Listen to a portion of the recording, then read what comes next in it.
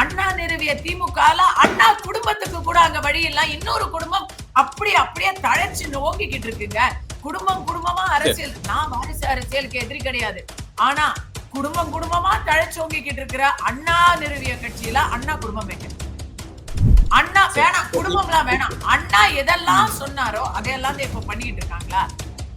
அந்த அரசியல் மாறி போச்சுங்கிறதுனாலதான் இவ்வளவு அடிச்சுக்கிறோம். பழகி போயிட்டாங்க. இங்க அரசு ஏதாவது நடத்தினா உடனே குவார்டர் பிரியாணிக்கும் கட்டிங்குக்கும் ஆட்களை வந்து லாரியில ஏத்திட்டு வந்து நிரப்பிய பழகி போயிட்டாங்க மக்களு.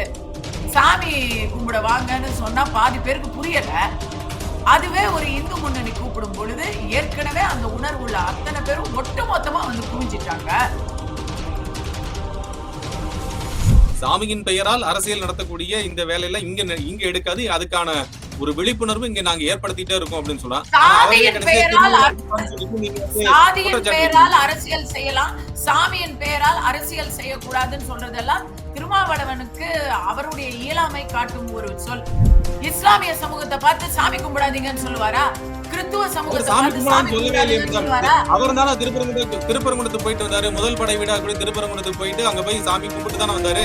நீங்களும் வந்து அந்த உங்களுக்கும் அழைப்புதழ் வச்சாங்கல்ல, நீங்களும் வாங்க. அமீர் அவர்கள் சொன்னார் இல்ல, நான் முருகனுக்கு எதிரி இல்லன்னு. ஒரு நாள் முருகன் கோயிலுக்கு அமீரை வர சொல்லுங்க, ஒரு நாள் வர சொல்லுங்க. அவர் தான் எதிரி இல்லையே, வந்து கும்பிட சொல்லுங்க. உங்களுக்கு தேவைப்பட்டும் போட்டும் முருகன் பேரை இழுக்கிறதுக்கு அவர் என்னங்க சாமியா இல்ல உங்க இது வந்து திரு அண்ணாமலையோ திரு பவன் கல்யாண் யாருமே அரசியல் பேசல இல்லீங்களா? அங்க அண்ணாமலை அவர்கள் ஓரளவுக்கு அரசியல் விமர்சனங்களா அந்த மேடையில அவர் வந்து இன்றைக்கு நடக்கக்கூடிய ஆட்சியை கொஞ்சம் விமர்சிச்சாரு. இன்னைக்கு இருக்கிற ஒருத்தம் கூட கருப்பு சட்டை போடுற ஒருத்தம் கூட உண்மையான பெரியாரிஸ்ட்லாம் கிடையாது. டிகிரி படிக்க வெயிட் பண்ண வேண்டாம். UG and PG courses 100% online at Dr. MGR Online is just a click away. Tamil Nadu கிராம பேங்க், எதற்கும் எப்பொழுதும் உங்கள் நம்பிக்கையான வங்கி. அரசியல் மையப்படுத்தினவர் தான் பெரியார், அப்படிதானே சொல்லப்படுது. சமூகத்திலிருந்து அரசியல் வேறு சமூகம் வேறு இல்ல. சமூகமும் அரசியல் ஒன்று. நம்முடைய தமிழ்நாட்டு அரசியல்ல பெரியார் வந்து ஒரு சோஷியல் டிஸ்ரப்டர். ஓகே, அவர் வந்து ஒரு சமூக மாற்றத்தை வித்திட்டவர். ஆனா அந்த மாற்றம் வந்து நல்ல மாற்றம் அப்படின்னு சொல்ல முடியாது. பல விஷயங்கள்ல பெரியாருக்கு பெரியார் பேசிய பெண்ணியத்துக்கு நம்ம ஆதரவா இருந்தாலும் அவர் வந்து அந்த அரசியல் மாற்றம் நீங்க சொல்றீங்கல்ல, அது ஒரு மோசமான தவறான பாதையை தமிழகத்தில் வெறுப்பு அரசியலுக்கு விதையை தூவியவர் பெரியார். அவருடைய பேச்சுக்கள் எல்லாமே பாத்தீங்கன்னா, அவருடைய பேச்சுக்கள், விடுதலையில எழுத்து எல்லாமே வந்து வெறுப்பு. எல்லாமேன்னு சொன்னாலும் அது அக்யூரேட்டா இருக்காது. பெரும்பான்மையாக வெறுப்பு பேச்சு, வெறுப்பு சித்தாந்தம். திராவிடிய சித்தாந்தம் என்பது ஒரு வெறுப்பு சித்தாந்தம். பிளவுபடுத்தி சமூகத்தை பார்க்கும் சித்தாந்தம். சாதியால் பிரிக்கப்பட்ட சமூகத்தை சமூக நீதி கொடுக்கிறோம் என்று வேறு விதமாக பிளவுபடுத்திய, அப்பவும் சாதி ரீதியாக பிளவுபடுத்திய ஒரு சித்தாந்தம் தான். அதுல அரசியலை நோக்கி பெரியார் போகல. அதை நீங்க கேட்டதுனால சொல்ற, பெரியார் கடைசி வரைக்கும் அரசியலுக்காக அவர் நேரடி அரசியல், ஜனநாயக அரசியல்ல திராவிடர் கழகத்தை அவர் ஈடுபடுத்தல. அப்கோர்ஸ் அவர் வந்து ஆங்கிலேய அரசுக்கு ஆதரவா இருந்தாரு. ஆங்கிலேயர்களுடன் இணைந்து சமூக மாற்றத்தை அவர் நினைத்த ஒரு திராவிட தமிழ் தனி திராவிட நாட்டை அவர் வந்து கேட்டாரு. ஜின்னாவுக்கு எழுதினாரு. ஜின்னா கிட்ட வந்து அவர் வந்து போய் இணக்கமா இருந்தாரு. திராவிட நாடு கோரிக்கையை வந்து ஜின்னாவை பேச சொன்னாரு. ஜின்னா மறுத்துட்டாரு. இதெல்லாம் வரலாறு. அதனால அவர் அரசியல் செயல்பாடுகள் இல்லாமல் யாருமே இருக்க முடியாது சமூகத்துல. நீங்களும் நானும் நாளைக்கு ஓட்டு போட்ட அரசியல், வரி கட்டினா அரசியல், கட்டாம இருந்தாலும் அரசியல். அதனால அப்படி இல்லை. ஆனா அரசியலை நோக்கி நகர்ந்தது வந்து பெரியாரின் தளபதிகள் சம்பத், அண்ணா, அழகிரி இவங்களதான் நம்ம சொல்லணும். திமுகவை நிறுவியவர்களை தோழர் ஜீவா இவங்களதான் நம்ம சொல்லணும். பெரியார் வந்து கடைசி வரைக்கும் நேரடி அரசியலுக்கு திராவிடர் கழகத்தை உட்படுத்தவில்லை. அதான் உண்மை. ஆனா இன்னைக்கு அண்ணா நிறுவிய திமுக இல்ல. அதனால அது அம்பேத்கருக்கும் விசிகாவுக்கும் சம்பந்தமும் இல்ல. அண்ணாவுக்கும் அரசுக்கும் திமுகவுக்கும் சம்பந்தமும் இல்ல. அவங்க இன்னைக்கு இருக்கிறது வந்து ஒரு கொடுங்கோல் அரசு நடந்துகிட்டு இருக்கு. அண்ணாவெல்லாம் மதுவை மது வித்துருங்க, மதுவுக்கு திறந்து விட்டுருங்க, நமக்கு வந்து தமிழ்நாடு வந்து டெபிசிட்ல போகுது, நீங்க 3 படி அரிசி சொல்லியிருக்கிறீங்க தேர்தல் வாக்குறுதியில அப்படின்னு ஐஏஎஸ் ஆபீசர்ஸும் அமைச்சர்களும் போய் நிர்பந்திச்ச போது அண்ணா என்ன சொன்னாரு தெரியுமா? அப்படித்தான் நான் ஆட்சி நடத்தணும்னு சொன்னா துண்டை எடுத்து தோள்ல உதறி போட்டுக்கிட்டு நான் நடைய கட்டுவேன் நானுன்னு சொன்ன மானஸ்தங்க அவரு நல்லவருங்க. அண்ணா பேரால் இன்னைக்கு நடக்கக்கூடிய அதிமுக அந்த மனசாட்சி கொஞ்சமாவது இருக்குங்க. அண்ணா நிறுவிய திமுக அண்ணா குடும்பத்துக்கு கூட அங்க வழி இல்ல. இன்னொரு குடும்பம் அப்படியே தழைச்சு நோங்கிக்கிட்டு இருக்குங்க. குடும்பமா அரசியல். நான் வாரிசு அரசியலுக்கு எதிரி கிடையாது. ஆனா குடும்பமா தழைச்சோங்கிக்கிட்டு இருக்கிற அண்ணா நிறுவிய கட்சியில அண்ணா குடும்பம் எங்க? அண்ணா வேணாம், குடும்பம்லாம் வேணாம். அண்ணா எதெல்லாம் சொன்னாரோ அதையெல்லாம் இப்ப பண்ணிக்கிட்டு இருக்காங்களா? அந்த அரசியல் மாறி போச்சுங்கிறதுனாலதான் இவ்வளவு அடிச்சுக்கிறோம். ஓகே. அந்த அரசியலை வந்து இப்போ நேர்வழிப்படுத்தணும், சரிப்படுத்தணும் அப்படிங்கிற அந்த ஆர்வத்தில் நீங்கள் இப்படி பேசுறீங்க அப்படின்னு நான் புரிஞ்சுக்கிறேன். 2வது இப்ப ஏற்கனவே தமிழ்நாடு அரசு முருகன் மாநாடு நடத்தது. தமிழ்நாடு அரசுங்கிறத விட இந்து சமய அறநிலைத்துறை அதை நடத்தியது. இப்போது ஒரு முருகன் மாநாடு நடத்த இருக்குது. 2க்குமான வித்தியாசமா நீங்க என்ன பாக்குறீங்க? அரசு பள்ளிக்கூடம் நடத்துது. அதுக்காக தமிழ்நாட்டுல வேற பள்ளிக்கூடமே நடத்தக்கூடாதா? அரசு தரப்புல இருந்து அறநிலையத்துறை பல கோயில்களை அவங்க கட்டுப்பாட்டுல வச்சிருக்காங்க. அவங்க ஒரு முத்தமிழ் முருகன் மாநாடு நடத்துறாங்க. அப்ப வேற யாரும் சாமி கும்பிட கூடாதா? லைசென்ஸ் வாங்கிட்டு அரசு அனுமதியோட தான் சாமி கும்பிடணுமா? இல்ல, எனக்கு புரியல. முருகன் நீங்க மாநாடு வேணா அரசுக்கு பொறுப்பா இருக்கலாம். முருகனுக்கு சொந்தக்காரங்க இந்த தமிழக அரசு கிடையாது இல்ல.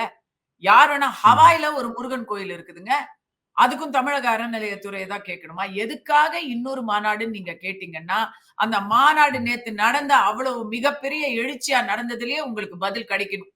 அரசு மாநாட்டுக்கு எத்தனை பேர் வந்தாங்க? இங்க எத்தனை பேர் வந்தாங்க? உள்ளார 5 லட்சம் பேரு, வெளியார இன்னும் லட்சக்கணக்கான மினிமம் 1.5 லட்சம் பேர் இருந்திருப்பாங்க. எப்படி வந்தாங்க? அவங்க எல்லாம் ஏன் அரசு நடத்தின மாநாட்டுக்கு வரல? பழகி போயிட்டாங்க இங்க. அரசு ஏதாவது நடத்தினா உடனே குவார்டர் பிரியாணிக்கும் கட்டிங்குக்கும் ஆட்களை வந்து லாரியில ஏத்திட்டு வந்து நிரப்பியே பழகி போயிட்டாங்க மக்களு. சாமி கும்பிட வாங்கன்னு சொன்னா பாதி பேருக்கு புரியல. அதுவே ஒரு இந்து முன்னணி கூப்பிடும் பொழுது ஏற்கனவே அந்த உணர்வு உள்ள அத்தனை பேரும் ஒட்டு மொத்தமா வந்து குவிஞ்சிட்டாங்க. எத்தனை பேர் வர முடியலன்னு வருத்தப்படுறாங்க தெரியுமா? அதே உணர்வோடு தான் பழனியிலேயே வந்து முருகன் மாநாட்டுல வந்து இப்ப இந்த விசேஷமாக அழைக்கப்பட்டவர்கள் பல பேர் அங்க வந்து திரு அர்ஜுன் சம்பத் உட்பட பல பேர் அங்க வந்து கலந்துகிட்டாங்க.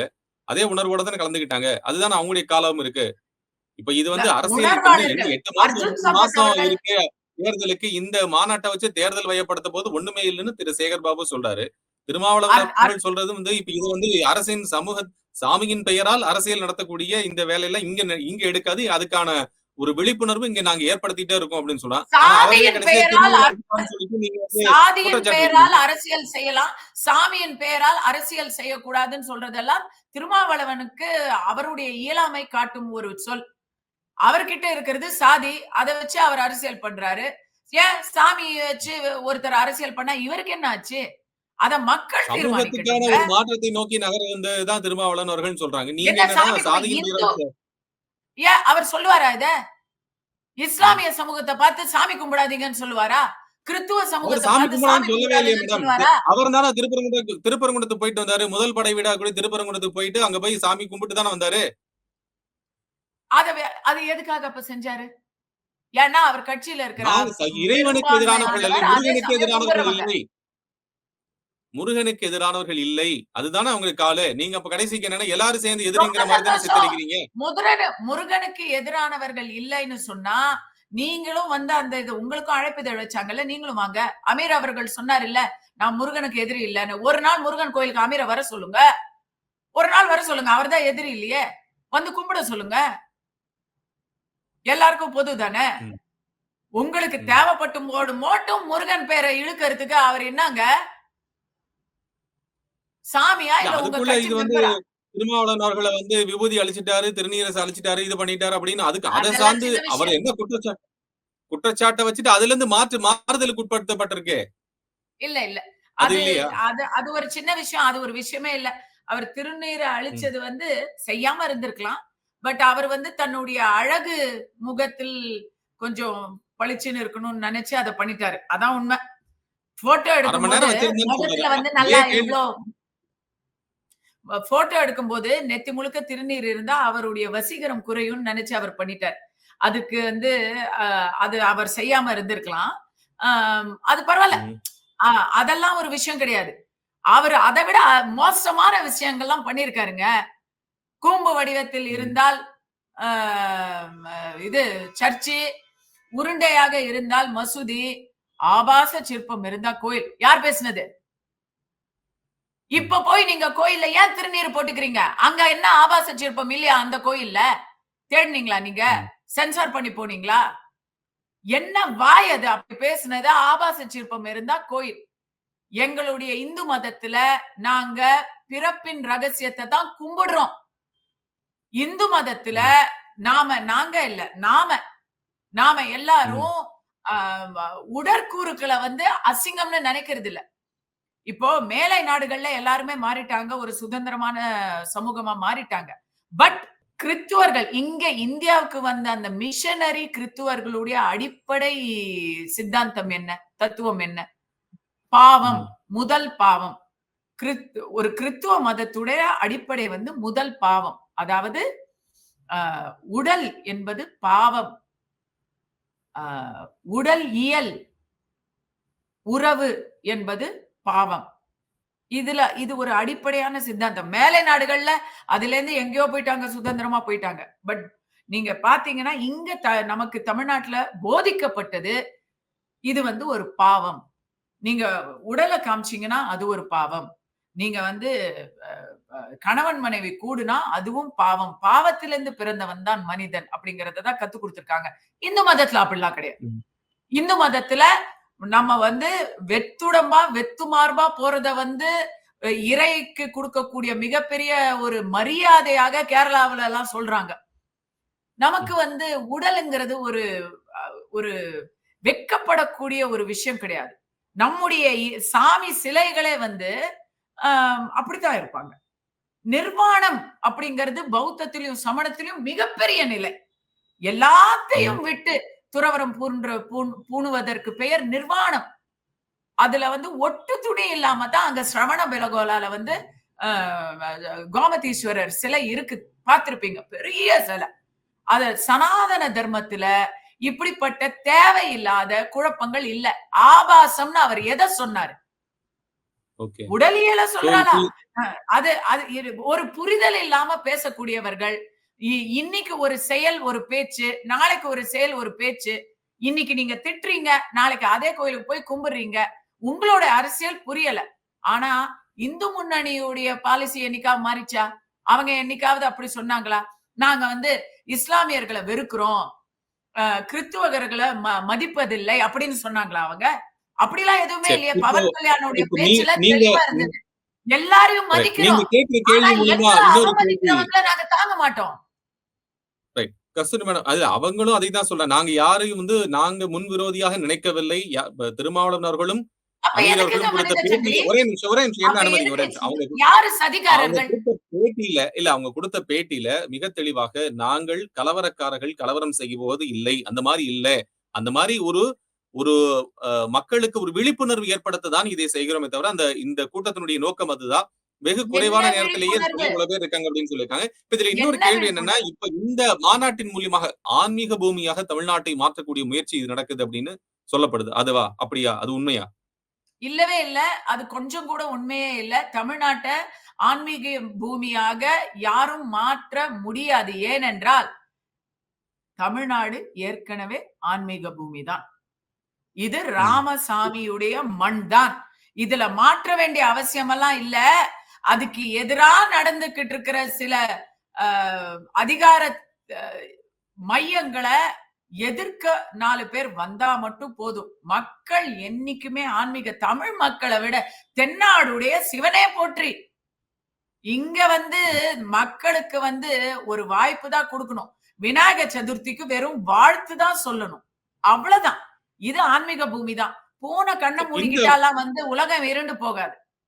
சரி, இதெல்லாம் வந்து ஓட்டா கன்வெர்ட் ஆகும் அப்படின்னு நீங்க நினைக்கிறீங்களா?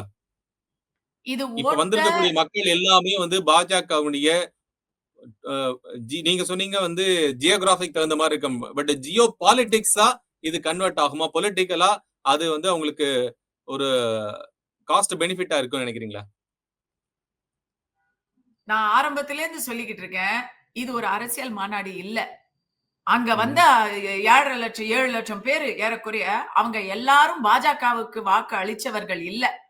ஆனா அத்தனை பேரும் முருகன் பக்திங்கிற ஒரு ஒரு சமய இணக்கத்தினால வந்து அதுல கலந்துக்கிறாங்க. அத்தனை அத பேரும் ரீட் நாளைக்கு பண்றதுக்கு தான் பாக்குறாங்களா பாஜகங்கிறது தான் கேள்வி. அத அந்த அந்த உணர்வை ரீட் பண்றதுக்கு பாக்குறாங்களா?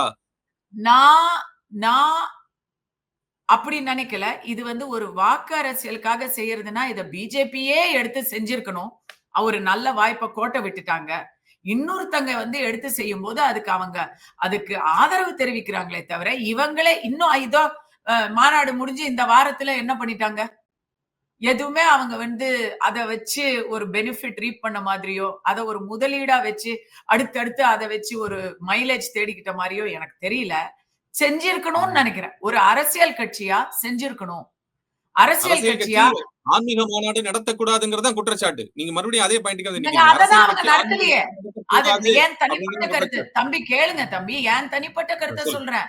ஒரு அரசியல் ஓகே. கட்சியா இவங்க இத வாக்குகளா மாத்தணும்னா, இவங்க அதுல அரசியல் செஞ்சிருக்கணும். செய்யல. செய்யல. செஞ்சிருக்கணும்னு சொல்றேன். அவங்க செய்யல. அவங்க ஒன்லி ஜெனுவினா தான் வந்து அங்க வந்து உட்கார்ந்து இருந்தாங்க. பவன் கல்யாண் எங்க அங்க வந்து ஜனசேனா கட்சி தலைவரா வந்தாரா? டெபுட்டி சிஎம்ங்கிறது ஒரு நாட்டின் ஒரு மிகப்பெரிய பொறுப்பு. ஆந்திரா டெபுட்டி சிஎம்ங்கிறது மாறாது. ஆனா அவர் ஜனசேனா திரு கட்சி தலைவரா அண்ணாமலையோ, வந்தாராங்க. திரு பவன் கல்யாணோ அந்த யாருமே வந்து வார்த்தை கூட அரசியல் பேசல சொல்லல. இல்லைங்களா? திரு அண்ணாமலையோ, எப்படிங்க? திரு பவன் கல்யாண் யாருமே அரசியல் பேசல இல்லைங்களா அங்க? அண்ணாமலை அவர்கள் ஓரளவுக்கு அரசியல் விமர்சனங்களா அந்த மேடையில அவர் வந்து இன்றைக்கு நடக்கக்கூடிய ஆட்சியை கொஞ்சம் விமர்சிச்சாரு.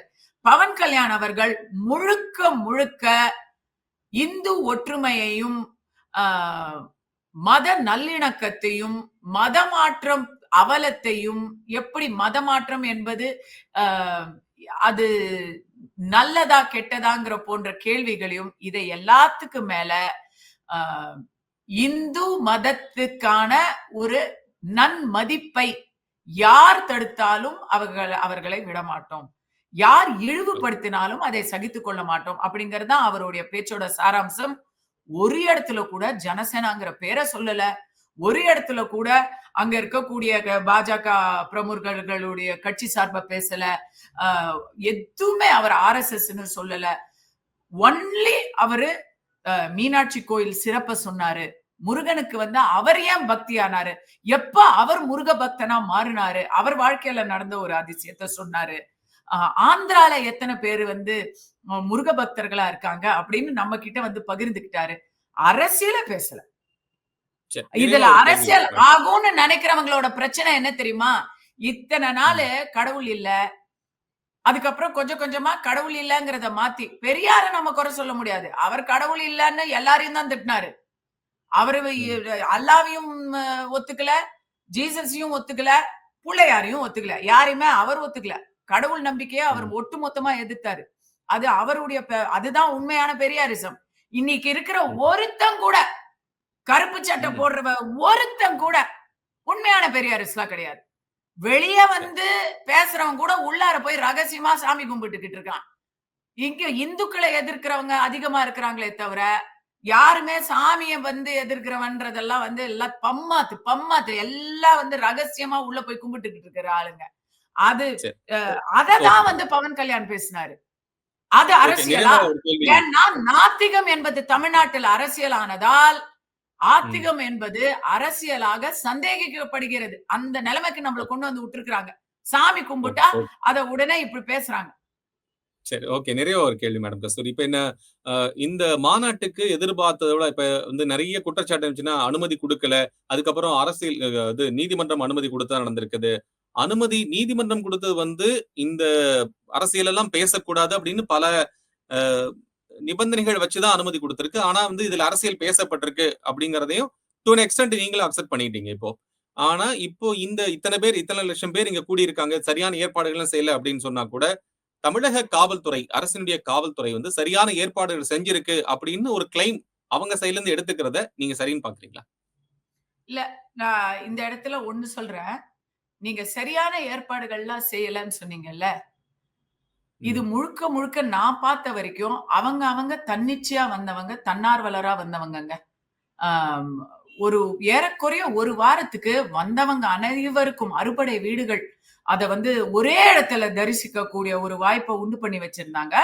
ஆ, ம். அந்த ஒரு அழகான ஒரு இது பண்ணி வச்சிருந்தாங்க. அறுபடை வீடுகள வந்து கண்ணெதிர பார்க்குற மாரி தான் இருந்தது. அந்த அலங்காரம். அதுக்கு மக்கள் திரளாக வந்தாரு. கவர்னர்லாம் கூட வந்தாங்க. அப்போ வந்தவங்க எல்லாரையும் திருப்பி அனுப்பாம அத்தன பேருக்கும் உணவளிச்சாங்க. அது ஒரு ம். மிகப்பெரிய ஆச்சரியம். ஏன்னா இந்து முன்னணிங்கிறது ஒரு பெரிய பணக்கார இயக்கம்லாம் சொல்ல முடியாது. பட் எல்லாருக்கும் உணவளிச்சாங்க. அது ஒரு பெரிய ஆச்சரியம். மத்தபடிக்கு அ போலீஸ்ல வந்து கோரிக்கை தான் வச்சாங்க. போலீஸ் தரப்பு இவங்க சைடுல இருந்து ஆள் பலமோ, இல்ல அதிகார பலமோ எதுவுமே இந்த மாநாட்டுக்கு கிடையாது. இது வந்து ஒரு பப்ளிக் மக்களுடைய ஒரு மாநாடு தான். எங்கெங்கிருந்தோ வந்துகிட்டே இருக்காங்க. இத்தன பேர் வருவாங்கன்னு எதிர்பார்க்க முடியாது. ஒரு சேர் உடைஞ்சுச்சா? ஒரு ம். பெண்ணுக்கு ஏதாவது அசம்பாவிதம் நடந்ததா? இல்ல ரோட்ல ஏதாவது ஒரு த த விபத்து நடந்ததா? ஒண்ணுமே நடக்கல. ஏதாவது ஒரு இடத்துல ஒரு சட்டம் ஒழுங்கு பிரச்சனை நடந்ததா? போலீஸ் வந்து இருந்தாங்க. போலீஸ் வந்து கடமைய செஞ்சாங்க. நெறைய இடத்துல நானே கண்ணார பார்த்தேன். ஆ, போலீஸ் வந்து கால்ல செருப்பு போடாம ஏன்னா, அவங்களுக்குமே அந்த பக்தி இருக்கும்ல. கால்ல செருப்பு ம். போடாம ரோட்ல போலீஸ வந்து அவங்க அந்த இதெல்லாம் டிராபிக் எல்லாம் ரெகுலேட் பண்றத நான் பார்த்தேன்.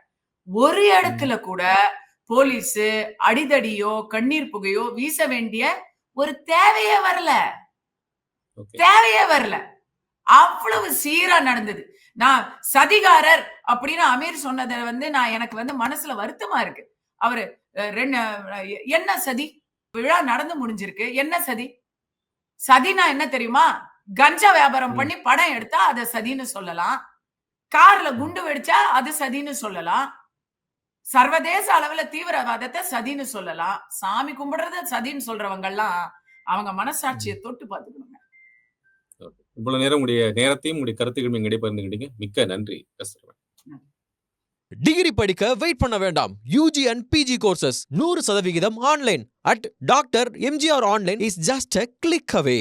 தமிழ்நாடு கிராம பேங்க் எதற்கும் எப்பொழுதும் உங்கள் நம்பிக்கையான வங்கி.